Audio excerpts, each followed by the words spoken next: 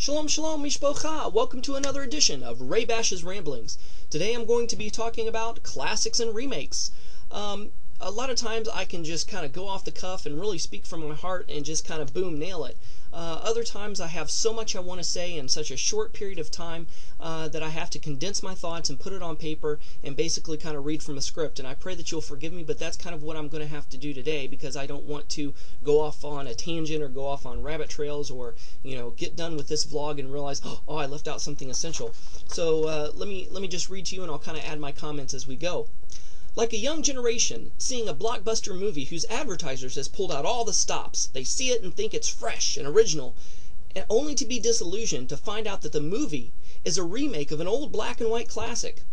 To boot, they see the original and realize how terrible the remake really was.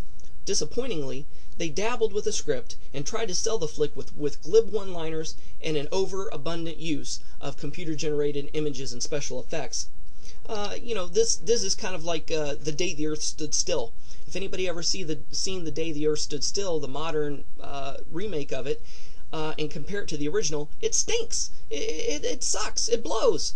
The original was just beautifully made. It was one of the very first 1950s science fiction movies that wasn't actually a B movie, that wasn't actually corny or over the top. It was very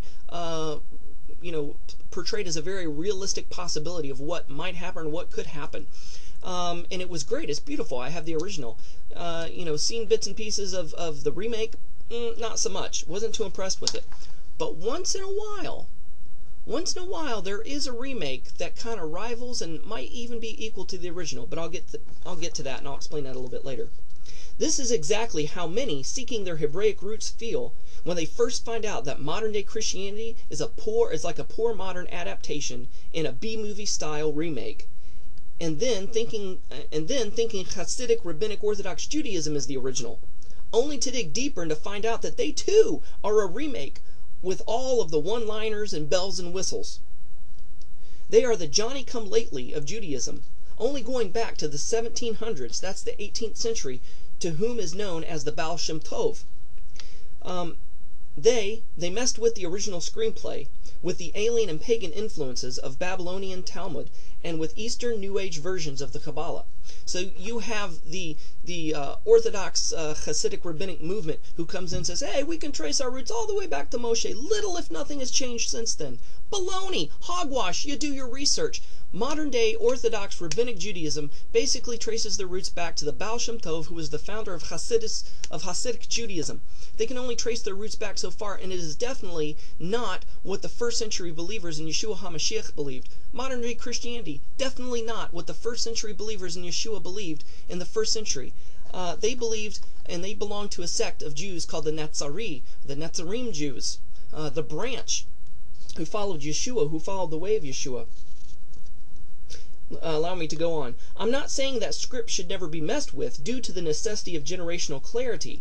And I'm not saying that updates needn't be made. So, for instance, if in the original screenplay, if it was like back in the 50s, and you have such words as, oh, that person's square, he's an L7.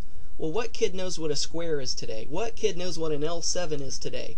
So you may want to, change that verbiage in a screenplay instead of saying, oh, that guy's a square. Man, that guy's a geek, man. He's a nerd. He's cheesy. Or something like that. So I'm not saying that updates needn't be made. They do, because of generational clarity.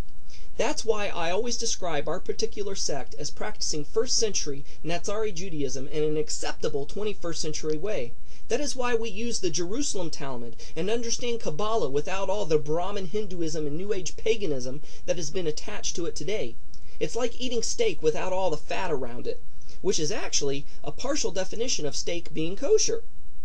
So one's faith is kosher when you remove all the unhealthy and unkosher fat, the man-made doctrines and such. And just like a vintage movie, because of the age of the film, there may be some quality issues regarding the celluloid. We realize that there are some gaps in understanding and practice, so we are ever vigilant to find historical manuscripts and documentation to clarify the gray areas and to fill in the small gaps. We can say that the gaps are relatively small and unimportant in the light of facts of the big picture, which we do have. that Yeshua is Messiah, that the 613 commandments of Torah are relevant and they're for today, they're for the people of today. Doctrine and beliefs are not in question here, but tradition and practice. We may not know exactly how the first century believers in Yeshua practice their faith, and that's what we're striving to discover and learn. Let's go on.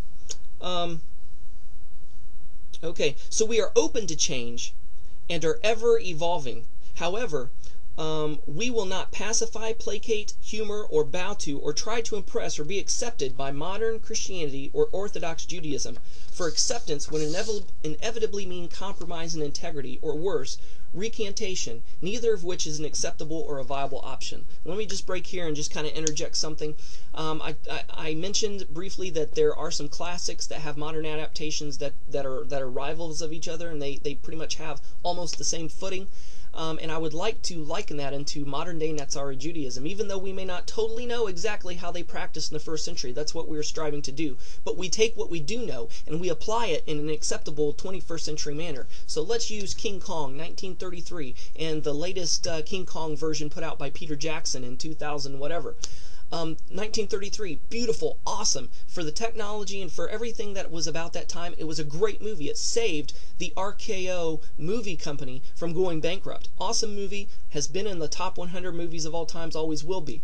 Now, Peter Jackson's King Kong, it was awesome. He hardly messed with the script at all. He just, kind of updated it, made it a little bit more modern as far as our understanding of what it was like in the 1930s. And what he did add to it enhanced the film. It kind of made the Fay Ray character, the beauty character in King Kong, more of a three-dimensional character than a two-dimensional character as she was in the 1933 version. Not only that, but because of the computer special effects, King Kong has never looked better. King Kong is more awesome than ever. The fight scenes were better than the stop animation of 1933, which is the best of what they had back then.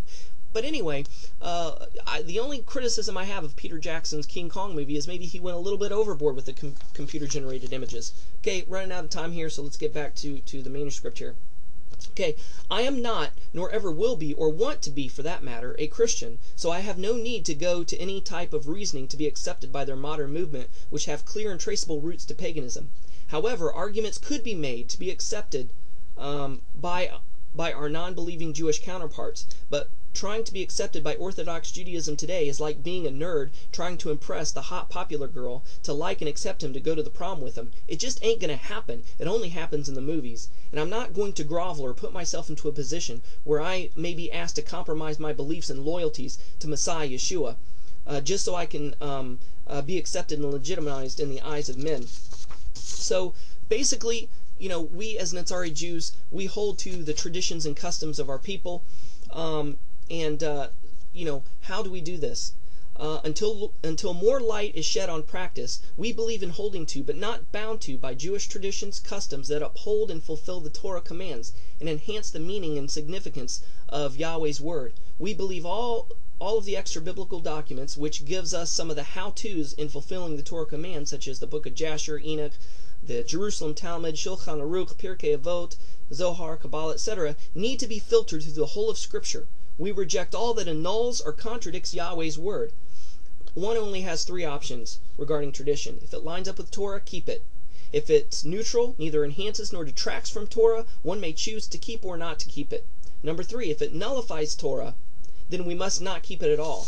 So those are our options. I know who I am, I know what I believe and why I believe it, and I'm not going to apologize for that. And why would I want to be accepted by a group of Jewish people who deny Mashiach and deny the divinity of Mashiach? Not only that, but persecute people who believe in Mashiach. It's not going to happen.